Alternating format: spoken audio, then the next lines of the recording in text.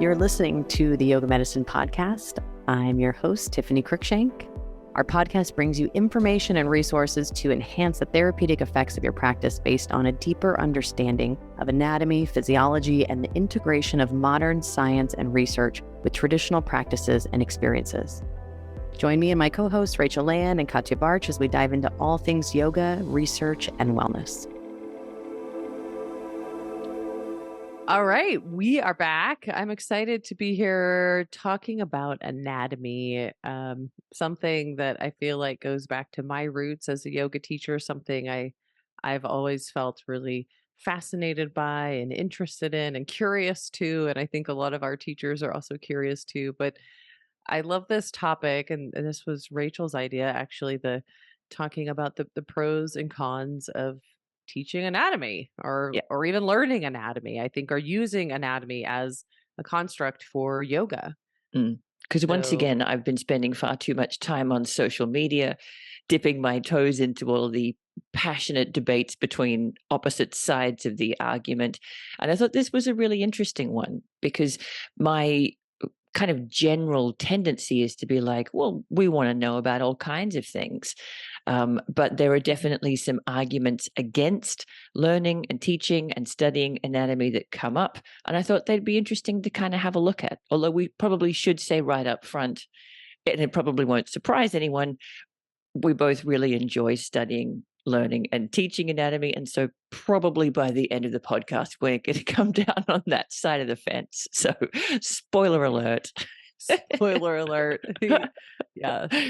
And I mean, I do think, though, as a yoga teacher and, over the decades of teaching, of feeling more drawn to it and less, I think there's obviously hindrances, which we're going to talk about. And Mm, I think it's just helpful as a yoga teacher to be aware of those, because yeah. the more we can be aware of these, maybe we could call them blind spots or drawbacks, I think the more we can start to really capture and harness the effects of the practice too, by being aware of it. So let's start with the cons. Let's start with the drawbacks, because there are some real drawbacks. I think, the obvious one that probably comes to mind for most people at first is just this limitation of thinking about it as a really physical practice. Hmm. And, we all know, I think, that yoga has so much more to it. And so many people who come to yoga come and really get interested in the physical practice. I think most people begin there, but if you hang around long enough, you find other layers and threads. And even if you're not necessarily learning it in like an educational format or even in a class or workshop format, you experience it. You experience that there are clearly other layers of Hmm. our body, mind, and spirit that are being affected by this. So definitely an obvious limitation. Yeah. And I also like to say at this point, whenever we talk about the drawbacks of the sort of asana orientation for modern Western yoga practice, obviously I'm not an authority or an expert on yoga, except my little corner of it. But I still don't think there's anything wrong with it being a purely physical experience if that's what somebody needs. I don't think that's worse than or less than any other experience. For some people, it really is just something that they do to feel a little more at home in their body. And in my opinion, that's okay. But in the bigger picture of the entire yoga world, that isn't all the practice is. That might be the part that gets the most energy and attention, but there is a lot more to it than that. And maybe the more we lean into anatomy, the more we lean into that stereotype that it is just the physical for everybody. And if you're good at yoga in inverted commas, it means that you're good at the physical stuff. And I think most of us know there's a lot more to it than that. I think it's interesting too, because, in a lot of ways, the tradition of yoga really is about meeting the person where they're at. That Hmm. there are different practices for the householder versus someone who wants to be celibate and make it like a very spiritual practice. And that's not to say that both can't be very spiritual practices, but I think Mm. it's a really important reminder as yoga teachers, especially if we're working with someone therapeutically, is to make sure we know what their goals are, what their purpose is, and Mhm. that there's no judgment. I think this is the non-judgmental attention we bring to our own practice that we also have to bestow on the people we work with, that there's no judgment. There's something for everyone. I know if you go to India and look around, and things are changing a little bit more now, but for the past 25 years or so, the dominant force of India in yoga has been in schools really as a form of discipline, and it is Mm, very physical, and it's they call out the pose, and they're counting 1, 2, 3, 4, 5, and everyone comes down at the same time, everyone goes up at the same time. It's very regimented, and it's discipline. It's a great tool for kids, mm. and so you see the different layers of how yoga can be used, and maybe potentially in the household, or as more of a meditation focus. And now in the West, we see all of these layers coming to life. And again, I just think it's really important to remember, like you said, that there is no judgment. It's okay for it to be a physical practice. That is a big part of it. And I always like to sneak that in there too, because I do think that if people stay around long enough, they will find more. Yeah, So, no I pressure. agree. Exactly. But let it meet you where you're at, and let it be part of your self-care, in the hope that it just makes you a little more willing to be caring in the world around you. And I think most people feel that when they feel better in their body, there's room, there's space for that awareness to extend to, I feel better, so now I notice that my kids are struggling a little bit, or I feel better and now I've got a little bit more space and time to be compassionate with my partner or my Mm, colleague. Or so I think we are both on the same page. It usually sneaks in to some other stuff, yeah. but even if And it now doesn't. now I interact with people differently, Mhm. and yeah, and I think even the physical practice is sacred. So there's not like like a it's not a cold, sterile practice of Mhm. being it's very different than like fitness modalities. And not to say that they have no depth to them, but it's a very different focus, right? The whole purpose is really just to work out and maybe look or hopefully feel a certain way. and Mm. and yoga, maybe there's some other nuances to that, and mindfulness to that, even in a very physically oriented practice. So, hmm, Yeah. something to think about. So I think that's a pretty easy take on the first one. Maybe our emphasis on anatomy leans into the stereotype that yoga is asana only. We both definitely see ways around that, but it's a reasonable criticism that the more effort and energy we expend on the physical structures, then the more we reinforce that thought that it's just about the body, and it's just about working or challenging or moving the body, and not about the entire rest of that really rich practice. So there's one. Second one, I think for me relates more to anatomy itself, which is that it could give you the impression that this is reality. Whereas anatomy is a model, the images that we see in the textbook, the muscle origins and insertions that are super detailed and specific, are a way of understanding an often messy and varied and complex individual structure. We make it simple so that we can understand it, but we can't expect that every body is made and structured and functions in exactly the same way. And sometimes I think when you're newer to anatomy study, you can get that impression. This goes here, this does that, end of story. I mean, this is a really big one, and it doesn't really need a lot of discussion other Mm, than that. There is like basically what you just said. There is a lot of difference between person to person, whether we're talking mhm. about bones or soft tissue or nervous system responses, or, we're talking more on the anatomical, the, musculoskeletal kind of side of things. But, I think there is a really important place to remember that there is a lot of variation from individual to individual, which doesn't get encapsulated in anatomy textbooks. And it's the reason I made my whole functional anatomy course, was that, I have my anatomy course, which is really a great place to begin, just to Yes. understand. Like we have to break it down. We have to put things into boxes and categories, and, label them and summarize their actions, their main actions. But the reality is that it's all working together. So, in that functional anatomy course, we look at like, how does it actually all interrelate? How does it How work does it together feel in in a the moving reality? body? Yes. Yeah, the reality of our anatomy system, and the connective tissue that also can, coordinates everything, and the Yeah. intelligence behind it. Yeah, and I think we can see this limitation of anatomy study flow over sometimes in teaching your cueing, where people will say, if you do this, you'll definitely work your X, or if you do this cue, you'll definitely feel Y. And I think this for me is actually a really helpful reminder to come back to the way that I teach the rest of the yoga practice, which is sort of spacious and invitational. Notice how it feels when you press down through the ball of your foot.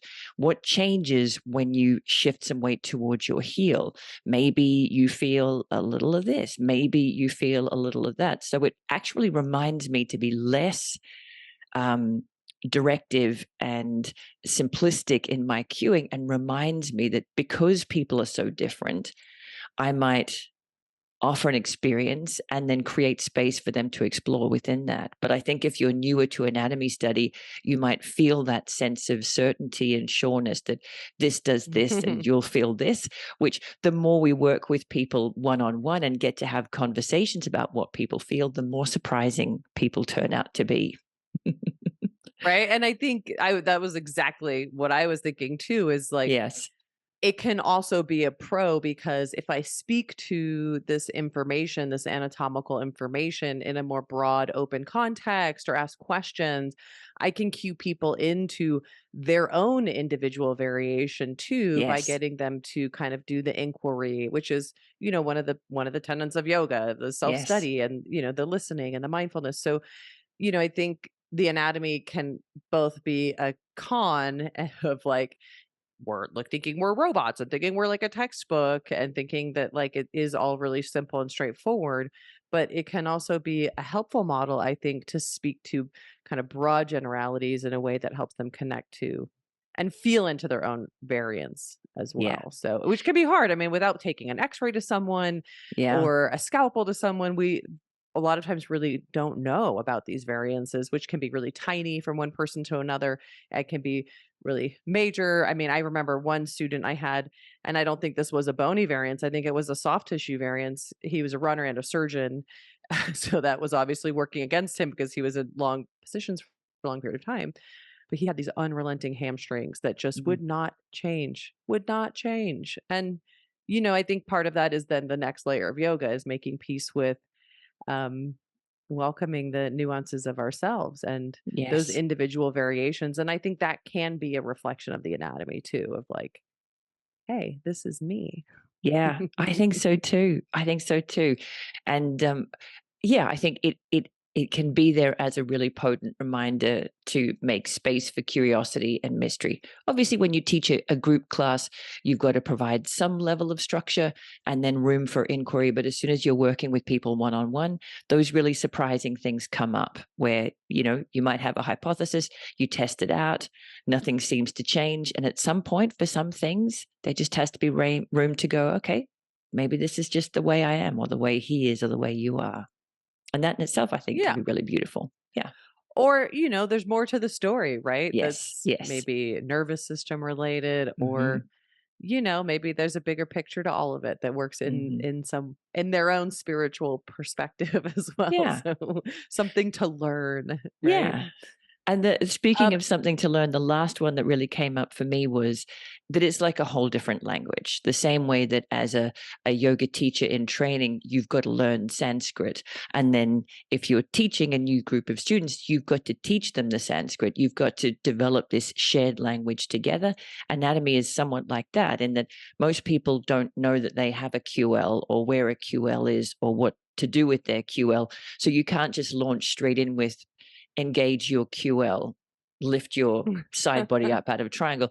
You're going to need to teach them that step by step, the same way that you would any other new language that you're going to share.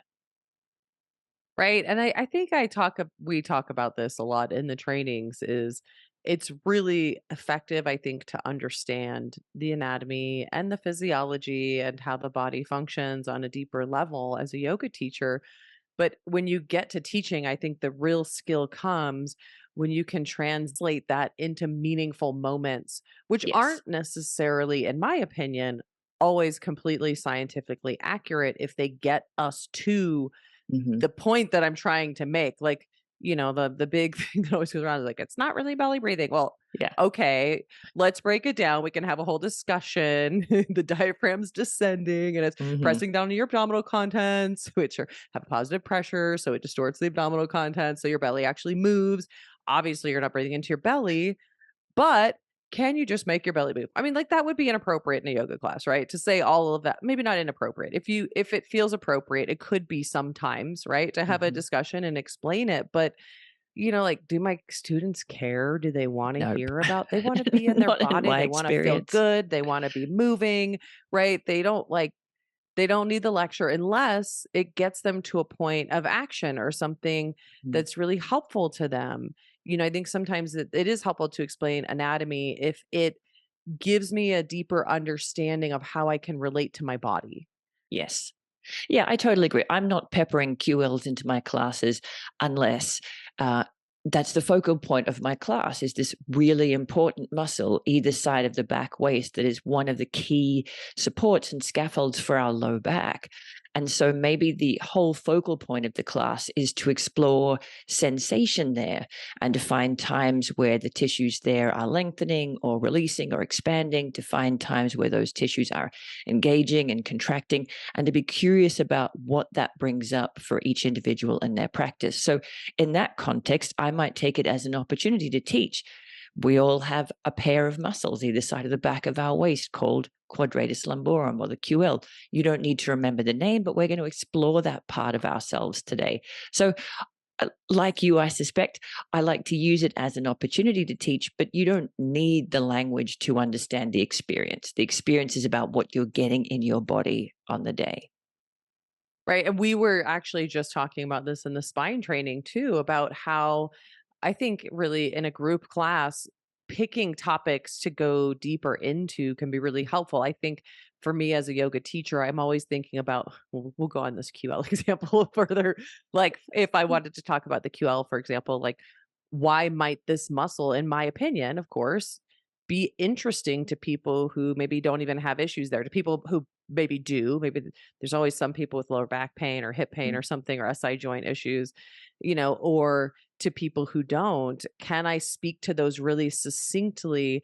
And what's cool about kind of laying these kind of deeper educational moments is, one, I need to be really quick about it, but the people who study with me over time, whether that one thing that day resonates with them really deeply or not, they start to learn an array of tools.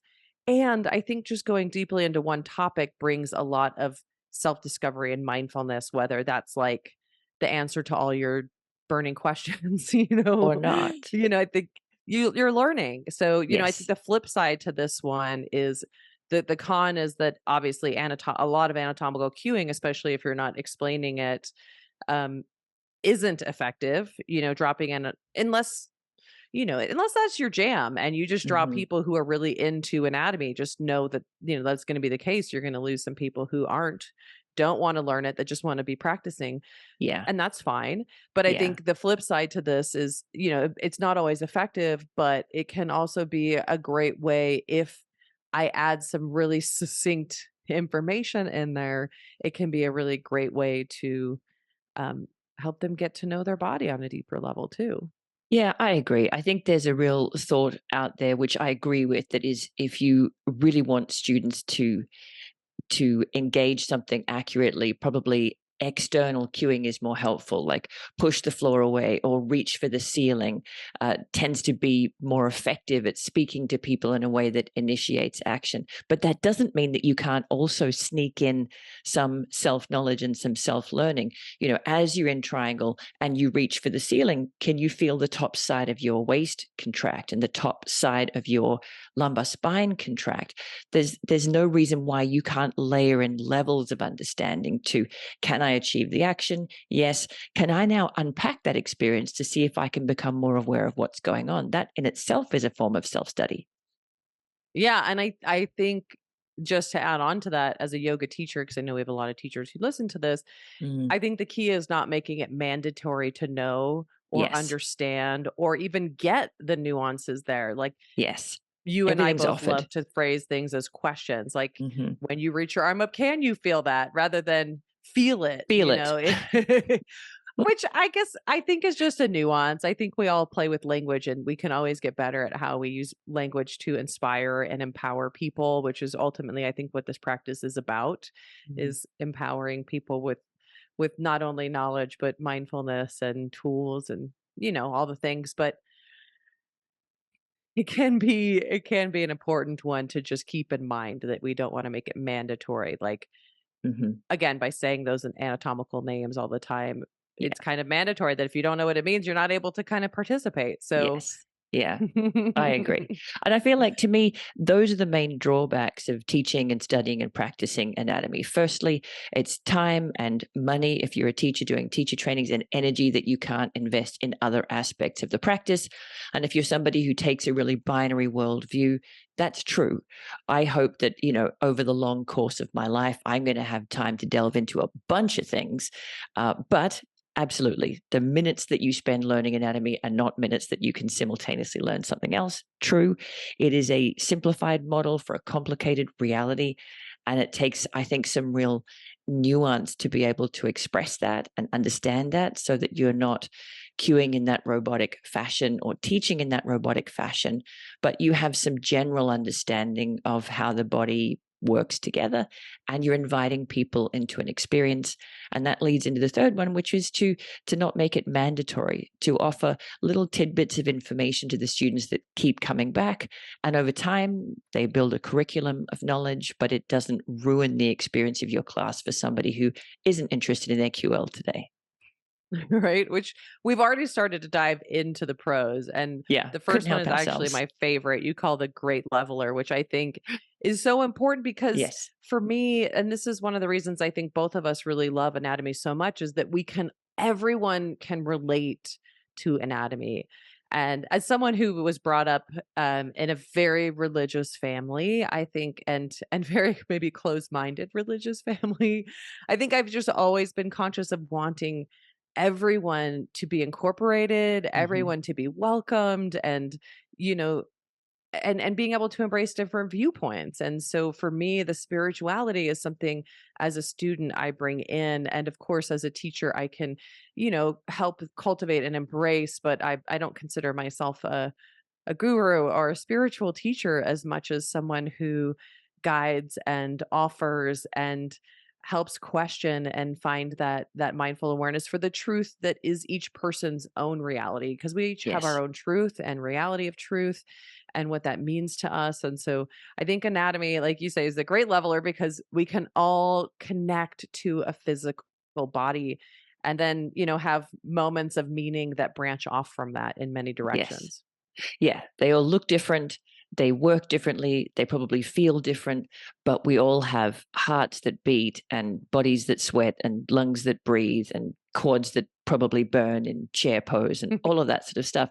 It is a shared experience, yes. And that to me is a really beautiful place that everyone can come together. Agreed, And 100%. feel that connection, right? That Yes, connection of like, we're in it together. We all, yes. if you're in chair pose for a long time, which I don't really feel like I spend long periods of time in chair pose that much anymore. Maybe I I think should. some people Maybe would this will probably inspire me. disagree with you. It's a Oh, very personal okay. experience. But when we share that moment together, right, there Yes. is like this shared humanness, whether Yes. whether some people are modifying or coming out and taking a breath or using Yes. props, whatever the pose might be, there is that shared experience, I think that is really, really beautiful as well.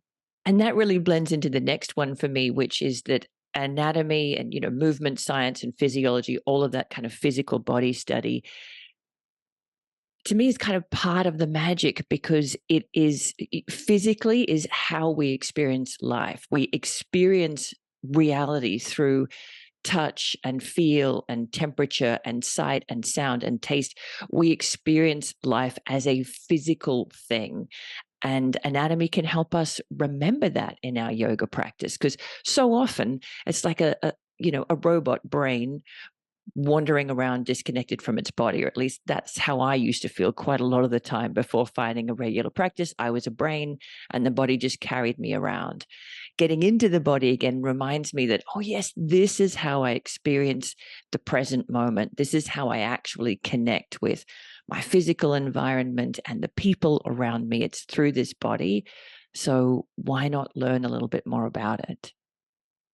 Right? And that embodiment is, again, bringing us to the truth of this moment. What am I experiencing? Hmm. And waking up to that. I think there's a big part of it. I always love this analogy of like walking into your closet and picking out some clothes in the dark versus just turning on the light. It's kind of like opening up our awareness of what's actually going on in our body, what we're actually feeling, and even those that simple resonance of like the physical experiences that change when we are in the presence of someone we really love versus someone Hmm. maybe we struggle with, or Hmm. maybe struggling in different times or experiences in our lives, and finding ways to um, I think also appreciate those nuances, but also acknowledge them and notice them rather than kind of, again, walking walking blindly through it and Hmm. wondering why we're anxious or depressed or stressed or have hypertension or whatever,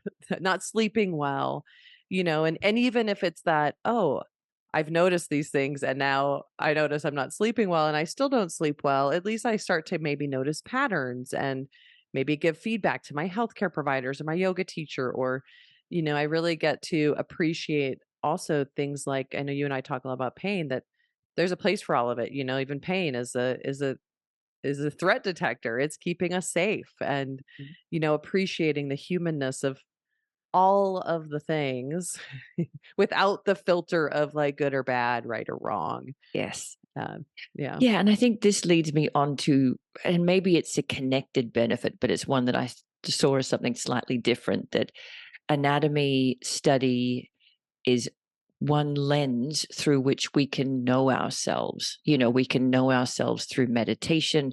We can know ourselves through pranayama. We can know ourselves through, acts of service out in the world. But unpacking this physical form is another way. It's another lens through which we can explore and understand our experience, even if it's as simple as, what helps me get into this pose? What stops me getting into this pose? What do I feel in this pose? Or whether it's as nuanced as, why do I feel different around this person, as you said, compared to how I feel around the other person? Why are there physically different sensations when I'm in company that I enjoy versus company that challenges me?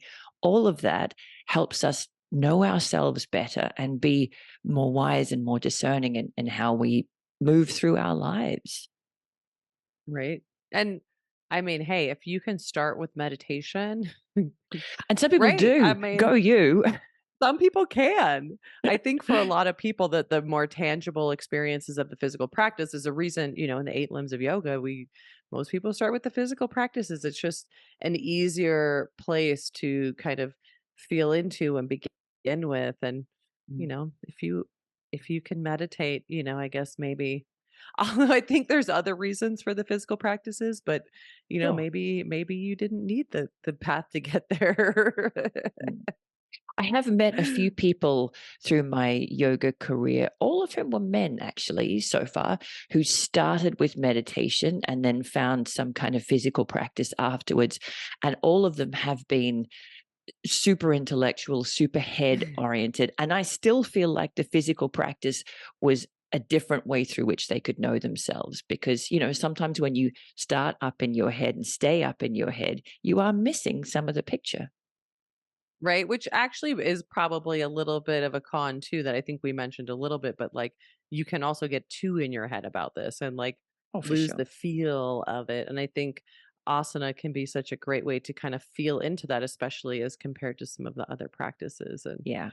Just to come back to being a yeah, body, moving through space, moving through your life, breathing, heart yes, beating, muscles yeah. working, soft tissue sliding past each other. Even that, just getting lost in the experience can be a beautiful thing. Mm. Mm. Soft tissue sliding past each other.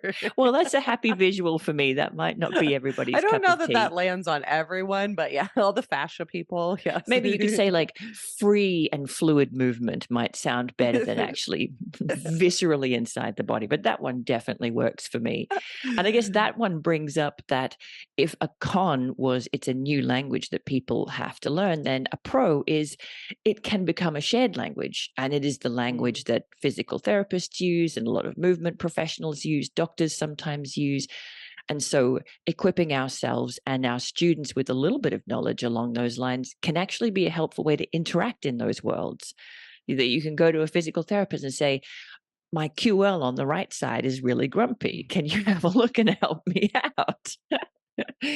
Maybe Yeah. mine is a little Yeah. grumpy, and that could be why I keep coming back to the QL today. But yeah, it gives us a shared language with other people who talk anatomy and physiology that can help us move through those worlds more easily.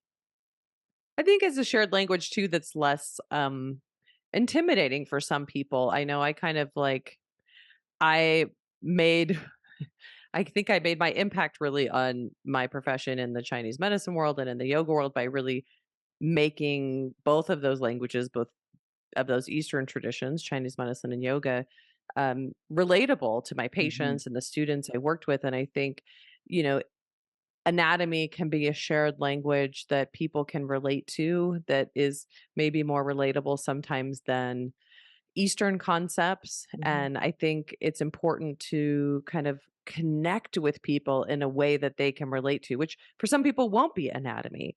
Yeah. But I think anatomy can be a really great way to connect and then also to other modalities, whether that's medical providers, fitness instructors, Pilates, whatever that is, we can all kind of speak to anatomy, even though, and I think here's the catch is like we all know as yoga teachers that it's a lot more than anatomy. So we always, I think, have to keep a mind to that too when we're looking at research and things, because a lot of it does boil down to these things that we can kind of put a label on and a measure on, but there's so much more that we Yes. can't. So Yes. Yeah, I agree. And I think, gosh, the key is what you said in the first part of teaching in a way that's kind of spacious and invitational and offering little tidbits of information that can build up over time without making that the whole purpose of your teaching, without everybody needs to know what quadratus lumborum is and where it is and origin, insertion, and attachment before they can enjoy this experience. Definitely, that's not my approach. But over time, you can plant some seeds that people find helpful. And maybe not all people, but some people. And that's kind of the point of teaching, isn't it? To keep putting out little offerings in the hope that they form something useful to somebody there. I love it. Everyone's going to be like Googling quadratus lumborum if Quadriceps. they're not Why is familiar it with such a it. big deal? It's a big deal, people. Look it It up. We should have picked something more strange, like articularis genu or Oh, pyramidalis or okay, pyramidalis, I'm iliocapsularis back. or Yes, I'm back with you with iliocapsularis. But come on, most people haven't heard of quadratus lumborum outside of the movement world. Message us, Oh, yeah. people. Let us Yes. know. Do you know where your quadratus lumborum is? Now it sounds like it's often wandering the streets. Do you know where your quadratus lumborum is? Find it. Bring it back home. Okay.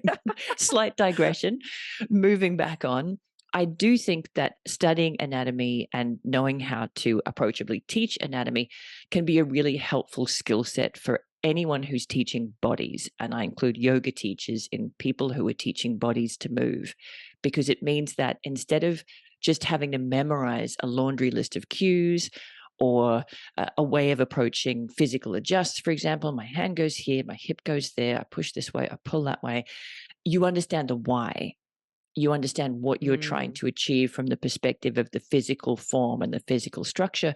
And so it means you're able to kind of tailor your approach to the people in front of you. You can change your words to speak to the people in front of you. And to me, teaching from a place of understanding the why and then finding a how is much more powerful than just memorizing the how. And if the how doesn't work, now you've got nothing to fall back on. Whereas if you try an approach and it doesn't work and you know what you're aiming for, you can try a different approach another way. Yeah, I think this one's the most interesting of all of the ones that we've talked about so far. And it Mm. really speaks to the essence of yoga medicine. And our whole purpose is really this fusion of East and West, like being Yes. able to bring together what we now know about anatomy and physiology and Western medicine, along with what we've known from hundreds of years of practice of yoga and these traditional practices, and put them together in a way that really supports this three-dimensional layer of the person we're working with. And I think the anatomy is obviously just one part of that, but I think it is a really important entryway into that therapeutic realm. of really understanding the what, why, and how. And I think we see so much, you and I both see so much of this in the yoga industry of like this cookie cutter approach of like, this is how you have to do it in Mm. triangle pose. Your leg has to be exactly like this, and this has to be exactly like this. And it can become really rigid and dogmatic and also not work for every person. If you Yeah. work with people therapeutically, you learn really quickly that the cookie cutter format does not work. And so the only time I get nervous is when people have these really strong opinions about exactly how it has to be. And if you understand the anatomy of the body, you start to understand that, hey, I could do triangle pose with my leg like this to target this more, or like this to target this more. Or I could stay up Mhm. here to target the obliques more. I could turn, my hips a little forward more and get this, or more toward the side and get this. So it's just like really depends on what my purpose is. And so Yes. I can be much more effective by understanding the what, why, and how behind it so Mhm. that now I can accommodate whatever the person is and also create really interesting group classes too. Yes, I agree. I think we've both come relatively recently from teaching in-person trainings again, and a few of the conversations center around, well, how do I cue that? How do I express that or explain that to students? And I'd love to give you the magic cue. These are the 3 words that you say that will work for everybody, but I think anyone who's ever taught will know, tragically, that just doesn't work because people have different frameworks of experience and understanding. When you're coming at it from actually knowing what you're aiming to have them experience in the body, you can try 5 different cues, 7 different cues. You can try framing it in different ways or having them adjust their body slightly to see if that gives them the feeling that you're looking for. So it really does set you free from being stuck in railroad tracks of it's only this way and it's this way for everybody, and then it not working and you having no plan B, to I know what I'm aiming to achieve and I'm pretty open minded about how we get there. That to me is really empowering as a teacher. And it means you get to draw more of your students into the experience that you're hoping to give them. And then you get to make meaning of all the stuff you see on the internet now. It's so Yes. cool. We live in an age where we can constantly be inspired by new ways, new Mhm. techniques, new modalities, and sometimes maybe even be overwhelmed by that or feel like we have to keep Totally. reinventing things. But I think that, it's also a reminder that if you understand the body, you can take all these different, you start to see these things and go, oh, that could be really interesting for this, and that could be Yes. interesting for this. And, Yes. I'm going to try that with this person or with myself. And Mhm. obviously, we wanna feel it in our body first, but again, it's not about necessarily using the anatomical language, though. It's really just about understanding the what, why, how behind it, Mhm. and then it takes another deeper level of understanding and experiencing that to then be able to translate that into, again, succinct, meaningful language to your students, which sometimes might be anatomy if I'm trying to go into the QL in a group class one time or something else. And, I've briefly explained it because most people just want to get into practice, right? So I'm not Mhm. going to hold a workshop, but a lot of times it's just the nuance of what's going on in my head behind the creation of classes or behind my interactions or my Yes. explanations or the questions I answer or the Mhm. adjustments I make or the cues, of course, definitely as well. And we talk quite a bit about that in the sequencing with purpose training about how there isn't a right way. There isn't a wrong way. There's not an only way. If you're coming at something with, say, an anatomical focus and you do want them to have an experience of their QL, there's a million different ways to do it. And I think for teachers, that's initially a little bamboozling. Like if you're not going to tell me how, then but once you've had a play with it and had an experience of it, it's really empowering because it means there isn't one QL class. There's a million QL classes. And even you as an individual teacher could talk to that part of the body in myriad ways. So it kind of sets you free. For me, it brings up a lot of creativity. And that kind of brings me toward the last real positive that I had on my list. Am I rushing you forward? Are we ready? Well, I was just gonna say, I think for instance, like with scoliosis, if I'm working with someone's QL and I need to be really specific and strategic, yeah, I might have that discussion about QL. Probably, maybe not even, but I I just call do it the might back of even the want to. spine or the side of the spine. Yeah, but I'll Yeah. ask. I am either going to palpate to feel is that muscle engaging or lengthening, whatever my purpose is there. And I'm also probably going to ask, not only because I want to see if it is turning on, but I want to get them engaged with this information coming into their Yes. body now, so Yes. that now the next time they know how to do that and they can give that feedback on themselves. So, when we get into really specific strategic therapeutic context where we really need to be targeted for a specific reason, I think that is really important and helpful. So, We actually just went through this in the hip immersion at Lennox Yoga. Shout out to Lennox Yoga, where we were showing our teachers a bunch of different options to work with specific muscles. And what we kept coming back to again and again and again was all of these could work, plus other things that you'll have in your toolkit from your previous life as a human and a yoga student and a yoga teacher. The key is to ask the student, where do you feel it? Show me where you feel it. And if they're feeling it where they need to feel it, tick, done. You found a great option for that person. If they're not, doesn't matter if it looks perfect, doesn't matter if you taught it perfectly. That's not the version of the exercise that's going to work for them. They need to be able to feel those tissues engaging or stretching or whatever your aim is with their own mind in their own body. Yeah, love that. Are we ready to move on to the last one? It's my favorite. yes, yes, sorry. Yes. So the last one is there's, I think, a thought in the world that studying anatomy is mechanical and robotic. It breaks the body down into bits and pieces and kind of likens it to a machine. But in my experience, I've had exactly the opposite, that the more I study, the more I dive in, including the dissection that I did with yoga medicine, the more incredible and miraculous it becomes. And the more I'm inspired with curiosity and wonder, because this incredible feat, this symphony, this ecosystem that carries us around through lives is so incredible.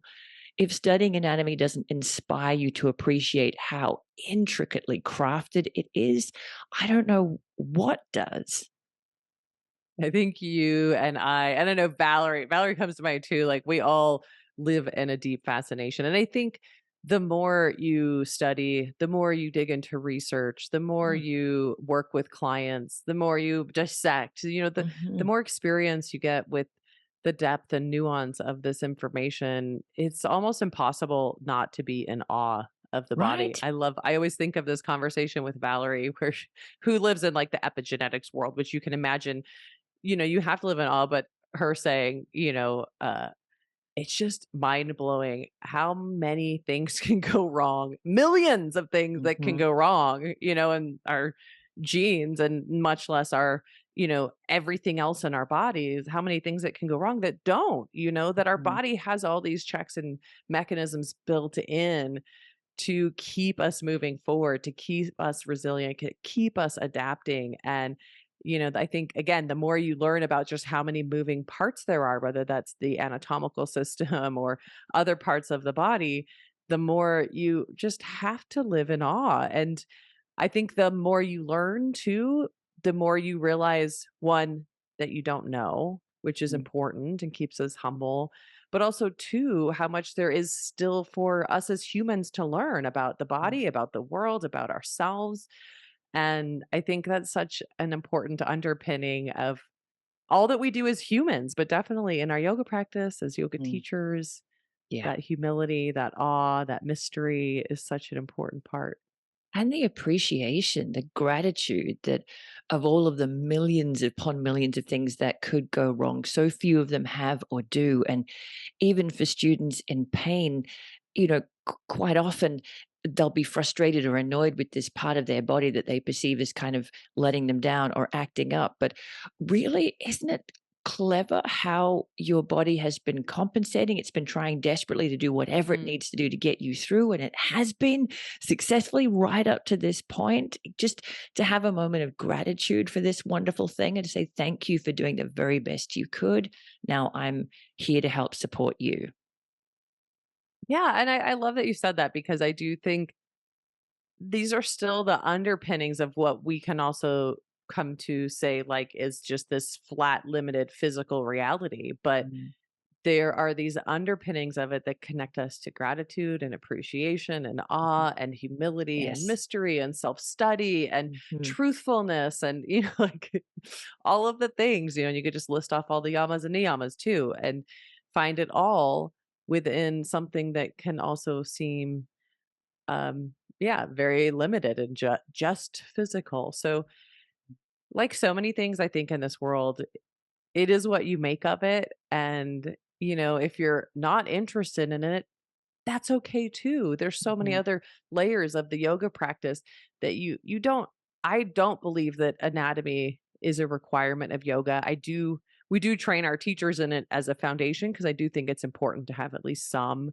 Yeah. How much that resonates with you and you teach from that is, up to you. I think there's a lot of layers to this practice, but I do think, like you said, it's a great touch point we can all relate to and share Mhm. in this physical expression and experience of life and wonder and awe and appreciation and so many wonderful ways.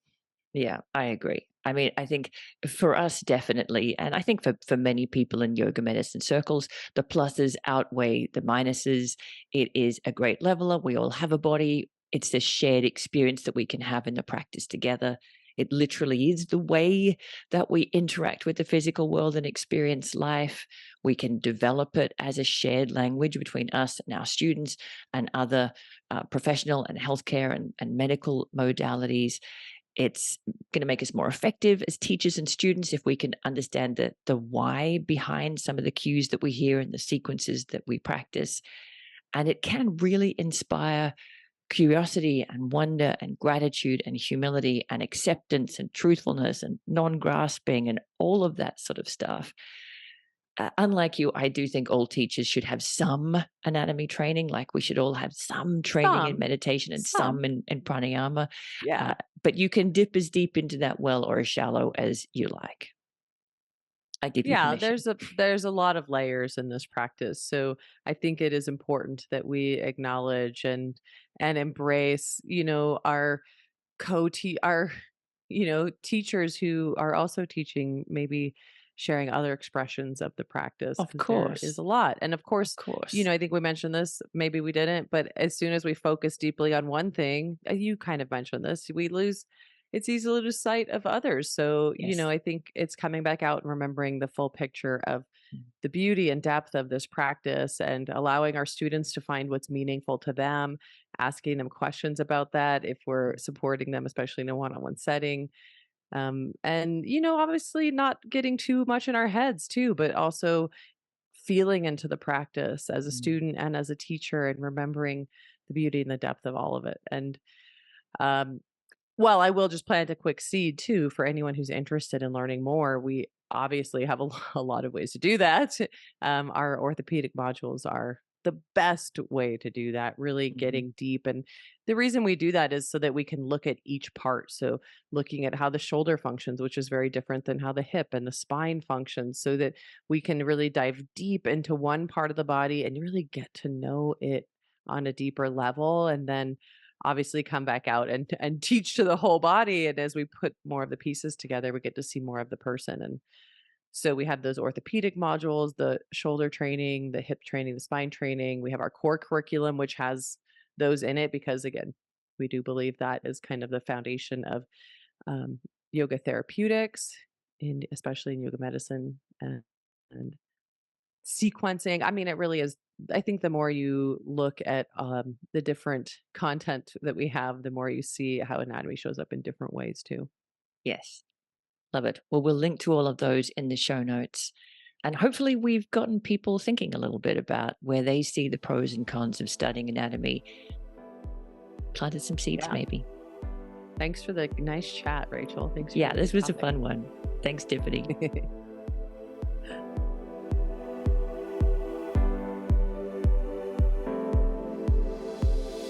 Thanks for listening to Yoga Medicine. If you like the show, please be sure to subscribe and leave a rating and review on Apple Podcasts or wherever you listen to podcasts. And if you got something out of this episode, please spread the word and share it with a friend. You can find more information, articles, trainings, and classes at yogamedicine.com, or check us out on social media as Yoga Medicine. You can also email us at info@yogamedicine.com. Thank you for being a part of our yoga medicine community. We look forward to seeing you again. The content of this podcast is not medical advice and is not meant to replace medical care. Please consult your healthcare provider to determine what is best for your unique healthcare needs.